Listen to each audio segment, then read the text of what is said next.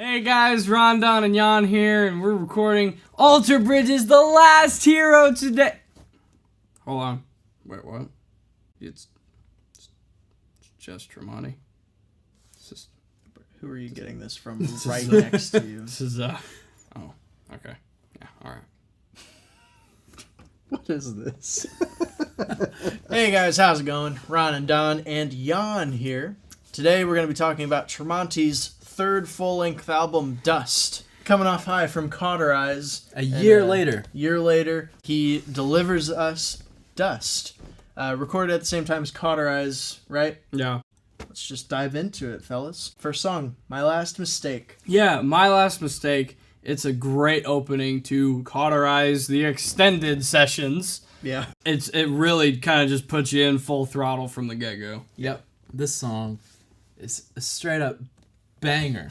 Oh my goodness. I love the guitar riff into it. And then the chorus is just insane. His vocal style is very fast and aggressive, and it's a really great start to this album. This is just a really good opening track to show what's left on the rest of this album. Right. So then we get to one of my favorite tracks, The Cage. This song starts off with a little drum fill and this really catchy riff that we've never really heard Tremonti do before. Yeah. And some like drive-in.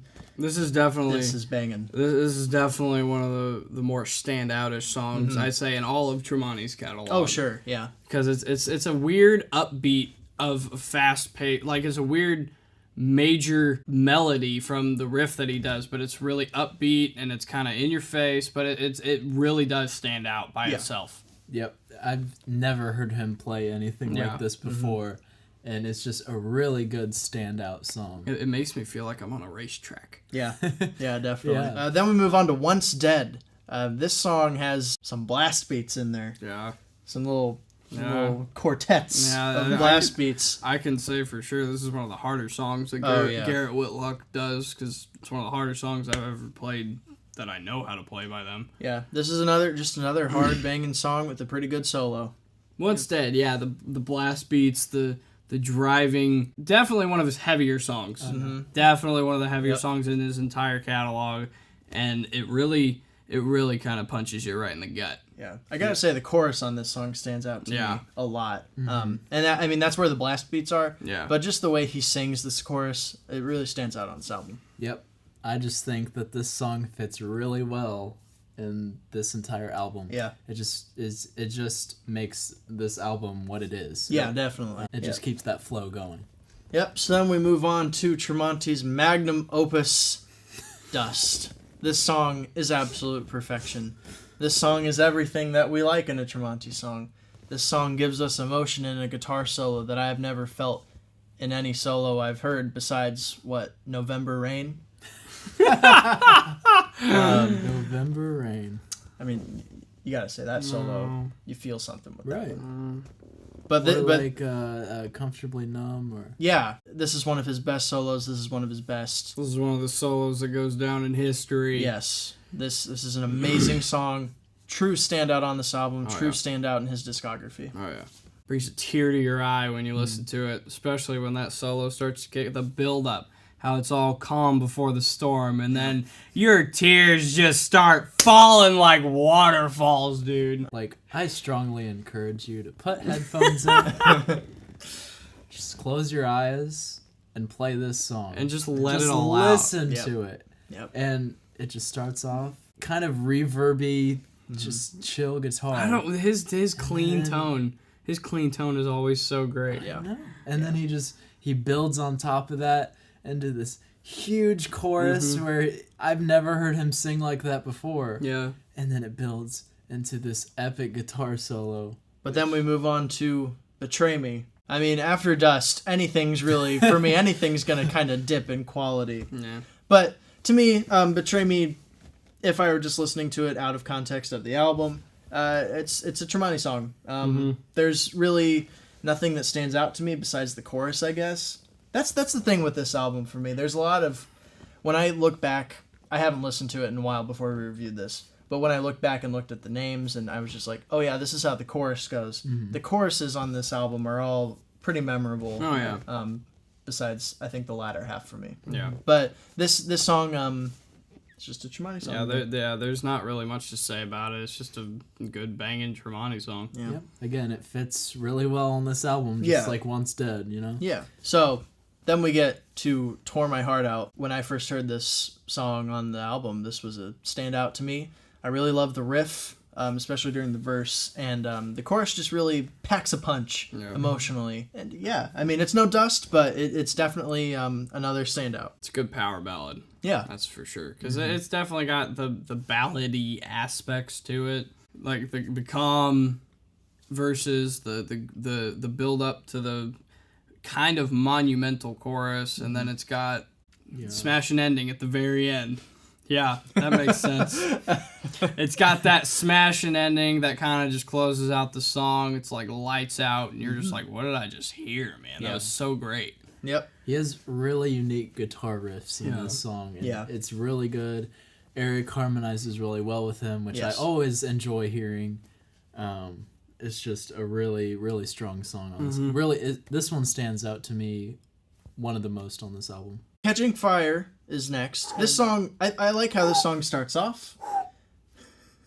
This song, I really enjoy how it starts. I really enjoy the chorus. But again, it's kind of like Betray Me, but I like this song a little more. This song, literally, like, out of all three of us, I'm the one who probably appreciates just the freaking slamming songs the most. Like, just the ones that make your head just... From the minute that it kicks in, you know it's going to be something extremely badass, and just Mark Tremonti spitting hell from his mind. Like, it is one of the most, I think, most inventive metal songs he has ever written. Really? Yes. Most inventive. And I love this song, dude. I love this song. It is one of my favorite songs in his catalog. I will tell you that right now, because it buries you into the ground. You're dead after hearing it. You caught fire, you're burned up, and you're gone, dude. You turned to dust. I mean, he's not being sarcastic. Like, I am dead serious. it's a good song. It's a great song. I mean, the guitar is just pounding its way through this song. It's great. It's grooving, it's great. It's driving. It's grooving, it's driving, it's slamming, it's thumping, it's everything, man. It's and really the break, strong. the intro to the breakdown. Oh my god. So after that, Yeah, so after that song, we move on to Never Wrong, which we move on to Never Wrong after Catching Fire, and this song is it's a great break. It's a Tremonti song. No. It's a little forgettable for me. I don't remember how the chorus goes like all the rest of these. There's nothing that really stands out with this song to me. This song is one of my favorites too. I'm not kidding. But no, Never Wrong really, like, it always seems to make my mood better no matter what kind of day I'm having. Like, this song always makes me feel like, yeah, I could take on the world. this song is probably one of the least listened to songs I've listened to by him. It's just never caught my attention, never caught my eye.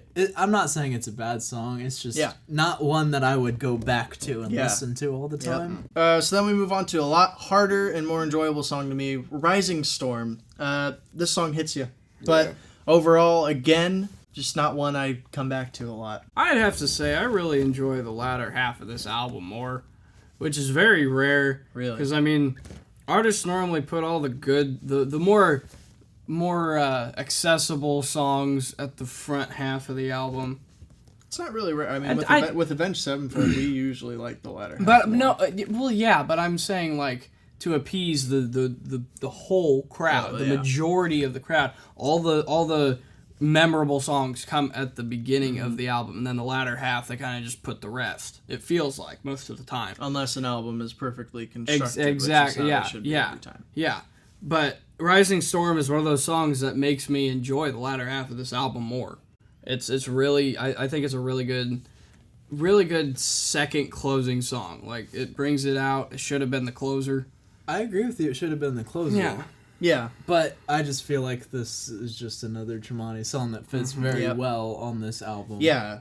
Exactly. I can agree It with that. helps but make Dust what it is. I can agree with that, but it stands out to me more than the others. Then we move on to Unable to See, and this song could be on. What? All right, so then we move on to Unable to See, the last song on the album. I mean, to me, it sticks out like a sore thumb. Yeah. You've got all these hard, sad songs, and then you've got this. I mean, it's the light. It's the light at the end of the tunnel, but it feels off. Not a bad song by any means. It's very underwhelming. Very underwhelming for this album. Yeah. For this album, Yeah. I'd say I feel like if it were put somewhere else within the track list, maybe it would get better reception with me. But Yeah. I very much disagree with these fellows. I agree with the fact that it should be placed somewhere else in this album. Yeah. Yes. Yes, it should be placed somewhere else in this album. Mm-hmm. But I really enjoy this song, listening to it. I love what he's saying throughout this song. I love the instrumental, even though it sounds kind of out there from this album. I still like how it feels. It's different. It's something new he wanted to add. I don't think he should have ended with it, like I said before. But I love the chorus. It's catchy. I love the guitar solo that he adds. yeah. It just it fits really well together. Yeah, I mean, I think if you were to listen to this song on your own, without the context of the album, Yeah. it's a fine song to listen to. Yeah. I don't like it as much as you do, but I can see why you do. But yeah, I can agree. Like within the context, listening through this album, like Yeah, why it doesn't kind of really throws fit. you off. Yeah, But yeah, I mean, but as a song, I enjoy it. yeah.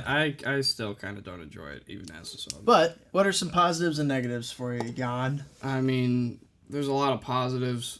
I'd have to say this album is a lot more banging than Cauterize. Yeah.